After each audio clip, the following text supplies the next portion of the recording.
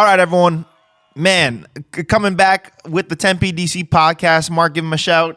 What's up, everyone? We out over here. It is the day after the UFC 291 fight, the Terrence Crawford fight, and Errol Spence bout was also last night. It was a night full of crazy action. I just want to jump right in and talk about some of the fights.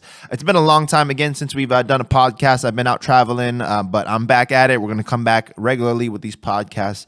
And let's, again, jump right into these fights, man. What a night. Now, UFC 291 definitely had a stacked card. I'm pretty sure UFC always does this whenever there's a big boxing event like Terrence Crawford and Errol Spence fight. That fight also was a great bout, and I man, so excited to talk about these fights today and recap them. Now, this is just the initial reaction. Again, I like to watch fights a couple of times when I do a really thorough breakdown of them, but right now we're just going to go with the initial reactions of what we saw last night. It was just an amazing time for combat sports fans. We had a long list of great bouts. So let's jump in right from the top of it. Now, keep in mind, I wasn't able to watch all the fights very thoroughly because I was kind of bouncing back from boxing to UFC, and I was trying to make sure I caught some of the action. Sometimes I would miss some of the clips because I was watching boxing, and vice versa. I'd miss the boxing clips because I was watching UFC. But you do what you can as a combat sports fan, and you try to watch the fight again later to kind of really thoroughly break it down. So, off the top of the card, we had in the main card for the UFC 291, Kevin Holland versus Michael Chiesa. Now, off the bat, before I saw this fight, I had picked Kevin Holland to win. I did not expect it to go in that fashion. I was thinking Kevin was going to just keep it standing and keep it battling with his good striking. And Chiesa, obviously a submission expert and a very good jiu-jitsu player. He's expected to go for a takedown and try to submit him. I haven't seen Chiesa really develop his stand-up that much compared to Kevin Holland. But man, Kevin Holland comes away with a submission victory in round 1 via Darce, and it was just amazing to see. Now, during the fight, Kevin Holland was touching up Chiesa, getting good shots in, and Chiesa was definitely in danger right off the bat. And Kevin Holland just kept the pressure. Kevin Holland looked amazing last night. He was on a whole nother level that we've seen him at. Welterweight is definitely his weight class. I think he should stick in the welterweight class. Middleweight, he can definitely do, but welterweight, he seems strong. He seems lethal. He seems like he is hungry at that weight class, and I love to see it. Michael Chiesa, a former lightweight, obviously going up in size to welterweight, and he's been having a good run at welterweight in the last few years, but this was definitely Kevin Holland's night. What a stamp on the welterweight division. Kevin Holland is coming for the title. I'm sure he's going to be coming. He's going to be ramping up these fights, and he's just getting better and better. You can see his takedown defense was getting good, stand-up's gotten sharper, and his jiu-jitsu obviously is there just as well with that submission finish. I think with that, I think maybe a couple more fights, and Kevin may be getting a title shot pretty soon. And I wouldn't be surprised if they would talk about him versus Leon Edwards in the near future within the next couple of years. Mark, I know Mark wasn't able to catch all of the fights either, but Mark, what did you think of the Chiesa and Holland fight from what you saw? Yeah, it was a solid fight. Kevin Holland's looking really good. For that defense, a lot of the times people say when you're getting Darce, put your back on the mat. Yeah. And Chiesa did look like he did have his back on the mat, but Kevin Holland still got that finish. Yeah. Is that just a squeeze at that point? Yeah, I think Kevin Holland's squeeze just developed to a point where it doesn't matter. Like, I think Chiesa was going right for the correct defense, but he was getting hurt the whole time too, so that also played a factor in his defense. I think he was compromised after getting hit so many times, and Kevin Holland was just nasty with it. Kevin Holland's got his anatomy, the skinny arms, one of those dangerous attributes that a jiu-jitsu player can have is like very slim limbs, because those can really cut through defenses and they can really squeeze tight, especially if you develop a good squeeze with those long bony limbs, and just bone against your carotid arteries and your trachea squeezing really tight. It's very difficult for you to survive that, no matter if you're doing the proper defense or not. Once that squeezes in, and you're going night. Chiesa did the wise thing and tapped on that side, and ended up going away with a submission loss. I haven't seen Chiesa get submitted in a minute. I can't remember the last time he got submitted, but it is what it is. MMA, you never know.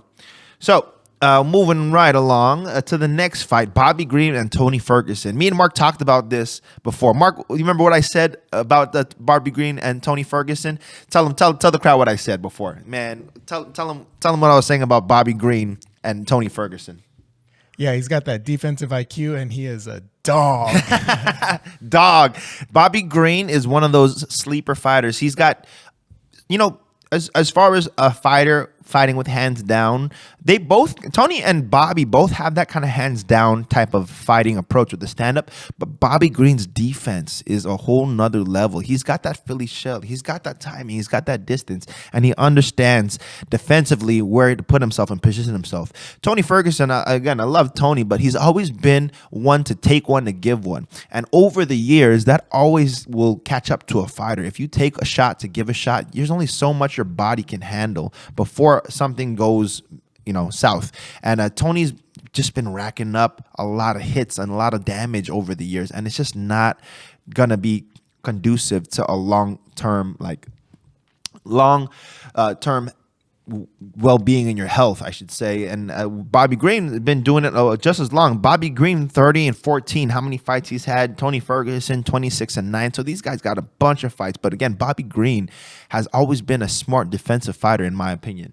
And with Bobby Green, no one saw the finish on this. The submission victory at the very end of the fight, within 5 seconds of the bell ringing, he gets in Tony Ferguson on mount. He ends up getting the submission victory with the arm triangle.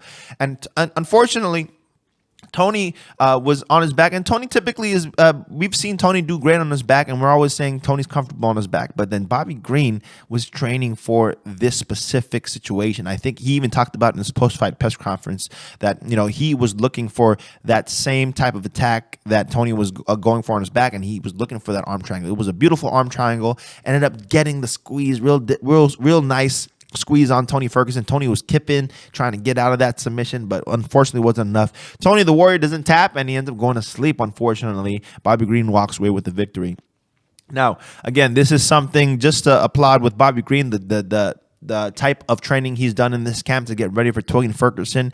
I mean, he just did what he needed to do. It was the stand-up was pretty dominant, and again, with it being such a very significant finish on Tony Ferguson, we don't know where Tony's going to go next. Tony's on a string of 6 losses, and you hate to see it. Tony was the boogeyman of the division for many years, had his 10-fight win streak for a long time, but now he's on a 6-fight losing streak, and it just sucks to see. And we'll see, again, what happens in the future.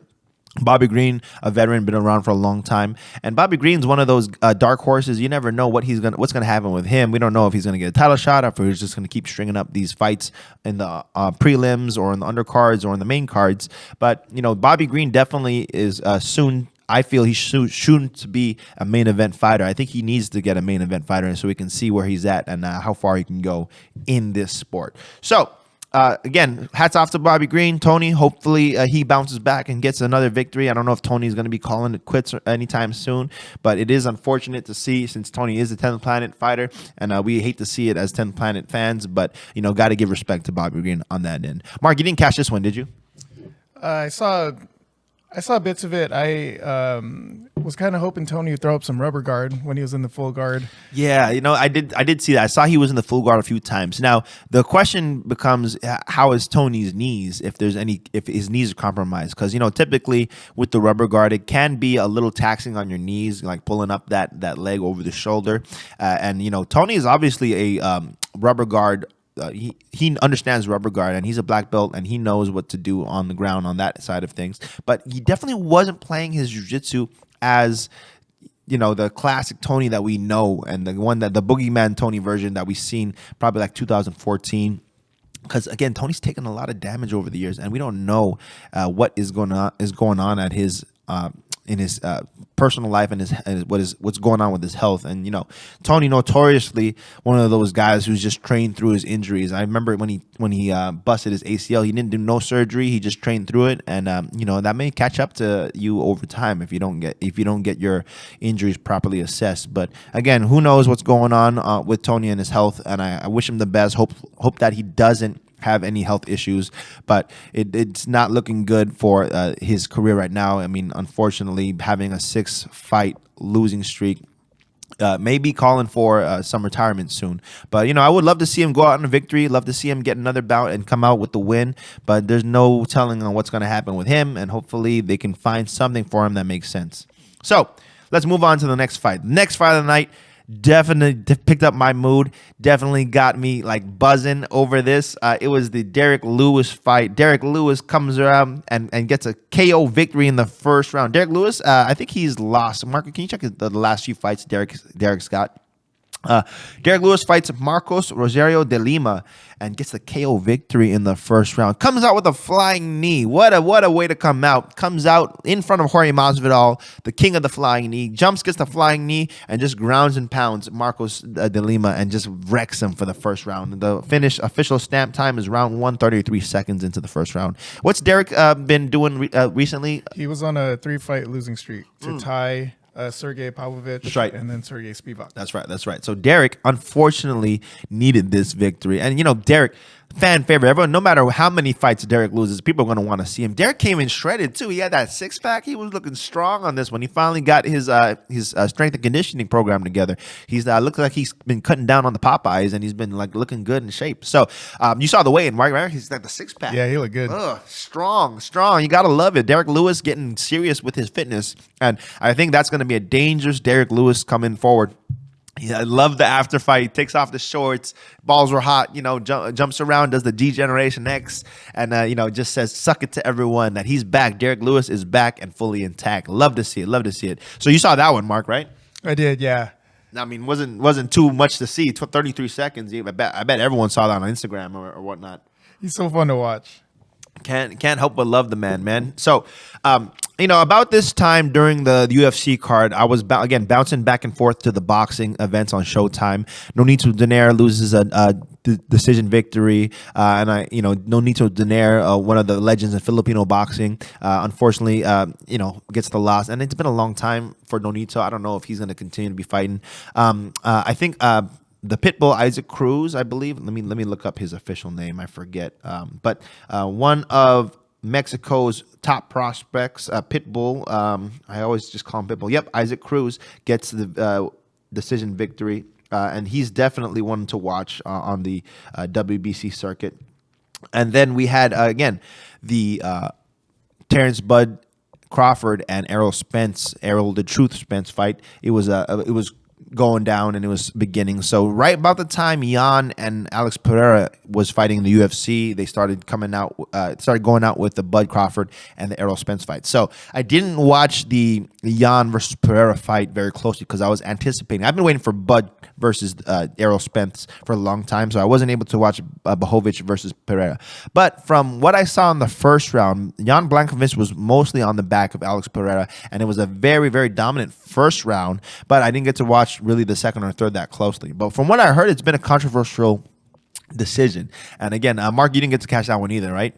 No, I want to watch it back, though. Yeah, so definitely have to watch that back. Pereira came, first debut in light heavyweight division. I was thinking Jan would win that bout. Before I watched the fight, I was picking Jan to win, but Alex obviously came away with the loss. But I would love to see the fight and rewatch it. So unfortunately, we can't break that down. But again, hats off to Alex Pereira for getting the victory. But let's talk a little bit before I talk about the BMF fight. Let's talk about that amazing performance by Terrence Bud Crawford in the for the Showtime PBC boxing bout. Terrence Bud Crawford comes out with Eminem for the walkout, which was amazing. And Terrence, man, over the years we've all known Terrence Bud Crawford as one of the pound for pound best. Excuse me, Errol Spence as well has always been one of the top prospects in the welterweight division, and it's been a long time coming. I think maybe a decade or something of them trying to fight, and finally it came to fruition. Finally, we had the fight that everyone's been watching to see, and Terrence did not disappoint. Terrence came out just vicious immediately when the first round started. He hit the jab on Spence, and you can tell Spence was a little. He wasn't as quick as we've noticed him. I feel like the timing was just off a little bit. I think Errol Spence talked about it a little bit after his post-fight press conference. The timing was definitely off.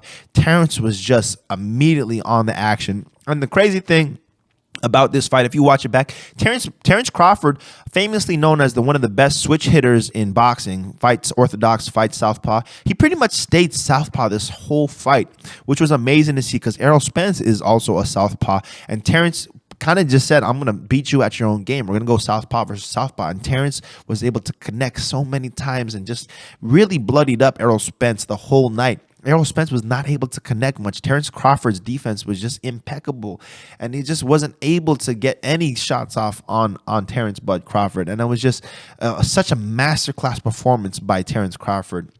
So if you guys watch it back, again, I believe second round, he gets the knockdown on Errol Spence. And from that point on, I mean, even from the first round, from that point on, you just saw that, Spence was not there. He was not able to connect on Bud Crawford. Terrence gets the second knockdown in the seventh round. And by the ninth round, Errol Spence was just getting beat up left and right. And, it was really no shot. I think the ref did the right job in the ninth round of stopping the fight. A lot of people talk about, they should have let him go out on the shield. But, Bud Crawford, one of those shots could have killed the man, right? And, with these sports, again, we talk about this so much about how we need to stop fights and how we need to call fights. It is no longer the era of guys, just going 15 rounds and just fighting every 2 weeks. And, we got to be smart with these fighters. We got to make sure we take care of them. And, it's professional fighting. It's not street fighting. The whole point of the refs and the judges and all that is so that we can keep these fighters safe. We can make sure that these fighters stay alive. I know Errol Spence will be back. He's talking about moving back up to 154 pounds, this last bout being at 147. He would like to see the rematch at 154. Maybe that can make a difference. But again, from what I saw, Terrence Crawford is just on another level right now. I would think maybe a few extra pounds would help Errol Spence. Errol Spence is definitely a bigger fighter, and that may help him in a rematch. But Terrence Crawford, again, pound for pound king right now. I mean, we saw Naoya Inoue, the Japanese fighter, a few days ago win a dominant performance, and they were talking about him being number one pound for pound. But right now, it is number one for Terrence Crawford. This is his moment. This is his time to be the top dog in boxing. And again, just an amazing masterclass performance. Would love to see, would love to see Terrence beat Floyd Mayweather's record. But again, that's 11 more fights. Right now, Terrence is 40-0. To beat Mayweather's 50-0 record, he would need 11 more fights. And Terrence Crawford's already 35 years old. I don't know if he's going to have 11 more bouts in his, in his career, but who knows how it's going to go. That's, 3 fights a year for the next 3 years, which is pushing it. Most of these boxers are fighting twice a year at max, especially at that level. So we'll see. But, definitely not out of range for Terrence Bud Crawford, but that just depends on what he wants to do. And I think he's talked about in the past that he doesn't want to try to fight Floyd Mayweather's record. But, in the dream matchup, I would love to see Floyd versus Terrence Bud Crawford, or maybe even Manny Pacquiao versus Terrence Bud Crawford. Imagine those fights, how big those would be. Unfortunately, different era, different generation, and we're not able to see those fights. So, bouncing back to the UFC, the BMF title fight. Man, oh man. And again, just every fight I felt just escalated all night. Every fight was just getting better and better and better. And then we had the Dustin Poirier, Justin Gaethje fight. Now, Mark, you saw this one? Yes or no? Or saw most of it? Yeah, I saw the finish for sure. God. You see the first round? I didn't know. So first round, again, I have to refresh my memory. I feel like it was a little back and forth. I feel like Gaethje was getting the better of the exchanges in the first round. He was definitely touching Poirier up, and Poirier was like doing the same. He was definitely rallying back and definitely finding his range, but Gaethje just seemed a little bit quicker and just seemed a little sharper that night. He was definitely rolling and throwing the body shots, and he was definitely being able to move and real fluid. But my prediction was for this fight was for Gaethje to win, but maybe just to win by a decision or just to get a knockout punch. Gaethje's known for his knockout punches. Gaethje was doing really well with the leg kicks in the first round. Was really chopping Dustin with the leg kicks, and just off the bat, you knew that those kicks were making a difference because, after 2 kicks, Dustin was already switching stances, and that's an obvious tell whenever someone's leg kicks are working is when someone switches stances. But Gaethje, man, notorious with his leg kicks, definitely had a very, very devastating attack plan. But man, who saw this damn head kick coming out of? Who? I've never seen Gaethje throw a head kick in his whole career. I'm pretty sure he did, but I just don't recall it. But what a head kick! Even with Dustin blocking the head kick, with the left hand. Gaethje is able to wrap the kick around the head and find the back. I mean, obviously the back of the head is foul, but again, when you kick in, sometimes that foot wraps around the back of the head and still connects and put Dustin down. And then Justin finishes off with one last hammer fist before they call it off. Now, Gaethje. The amazing part of this was that, Gaethje, a teammate of Kamaru Usman, and Kamaru Usman famously getting hit with that left head kick by Leon Edwards in the same city, in the same venue. Gaethje is able to get back with the BMF title and do the same kind of attack on the opposite leg on Dustin Poirier. And again, it's just an amazing coincidence. It's like one of those things, like when, obviously when Chris Weidman broke his leg against Uriah Hall, and then obviously Anderson Silva broke his leg against Chris Weidman, and those same venues and the same type of scenarios. Again, this one a little different, obviously not as devastating to fans who are watching. This is one of those amazing moments. Dustin Poirier obviously beat Justin Gaethje in the first bout. Now they're 1-1.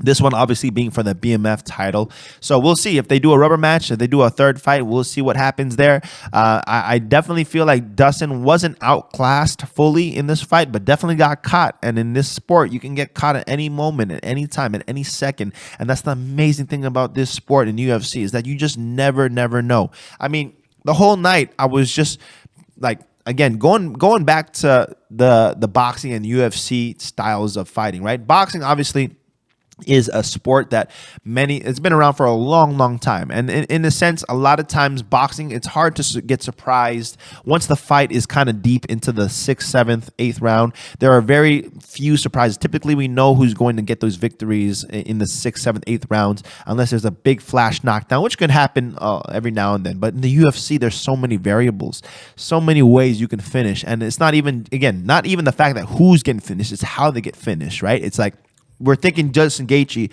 is going to just knock him down with punches, then he throws a head kick. We think Bobby Green is going to come out and he's going to just keep it standing and trade with Tony Ferguson. And then he gets a head and arm triangle finish. And then, Derek Lewis coming out with a jumping flying knee. Just these variables of not knowing how these fights are going to go is what makes the UFC such an amazing sport to watch. And again, I grew up in boxing. I love boxing forever, and I definitely am a big fan, but there is that variable of surprise that makes UFC just a little more exciting, in my opinion. It makes it, and MMA in general, just makes it so much more exciting. That's why I love MMA so much. It just gives you that unknown factor. Like, how are they going to get choked? Are they going to get slammed? Are they going to get kicked? Are they going to get punched? Are they going to elbow? There's so many things. Boxing, you're going to get hit with the fist, and there's pretty much the straightforward answer is that someone's going to get hit with the fist, and someone's going to go down, or they're going to stop the fight. But with MMA, all these variables just enhances it so much. And I think the UFC did a good job of like stacking this card so much that you couldn't help but watch the UFC on this night. You couldn't help but tune into this fight. I was, when Bud and Errol Spence got announced, I was like, for sure, I'm going to watch that fight. And I wasn't even paying attention to really who was on the UFC.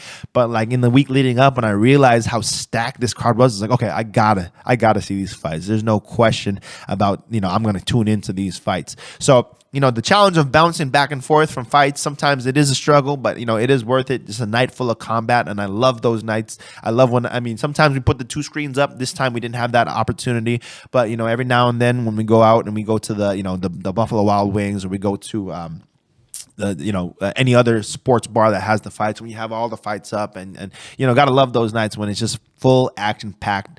And I can't wait to have one of those again. I don't know what other fights in boxing we can come up with to kind of have that same hype. Spence and Bud Crawford, we've been waiting for a long time. And maybe Tyson Fury coming back and fighting Francis Ngannou would be one of those big fights. Maybe talking about Terrence Bud Crawford in the rematch with Errol Spence, and who knows. But UFC's got stacked cards coming up. Mark, can we run through again what's coming up for us in August for, it's again July 30th today. We got August coming up, and we got some stacked cards. Let's run through some of these main events coming up. Yeah, main event for the next one is Corey Sandhagen versus Rob Font. Banger. And Tatiana Suarez and Jessica Andrade is also on that card. Banger. Tatiana Suarez, we talked about her.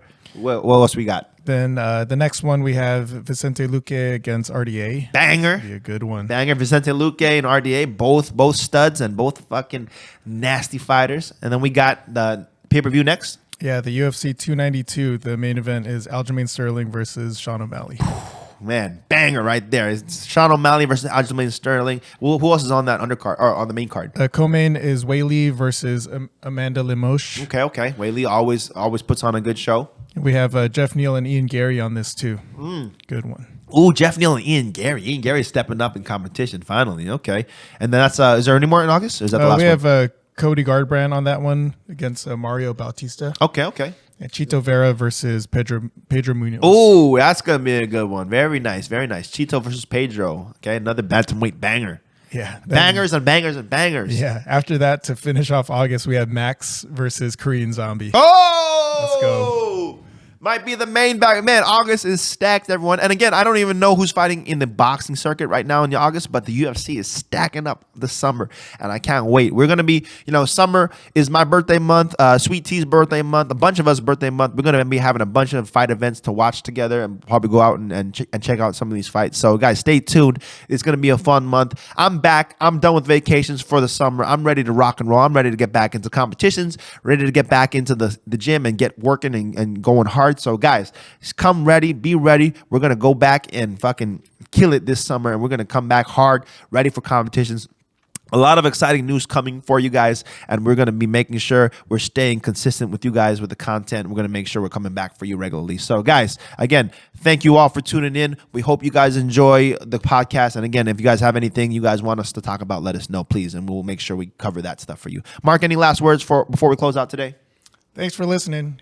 Glad to be back. Combat Jiu-Jitsu Worlds tonight. We're going to review that for you as well when we come back. Tonight, Manny Vasquez and Isaac Cordova, I believe. And then we got Richard Redall Khan all coming back in for the Combat Jiu-Jitsu Worlds event tonight. We're going to gather the team together and watch it. We'll break it down for you on the next podcast so that you guys can hear about what we saw on the Combat Jiu-Jitsu event. But other than that, again, guys, thank you so much. We will see you guys soon. Take care. Train hard. Stay consistent.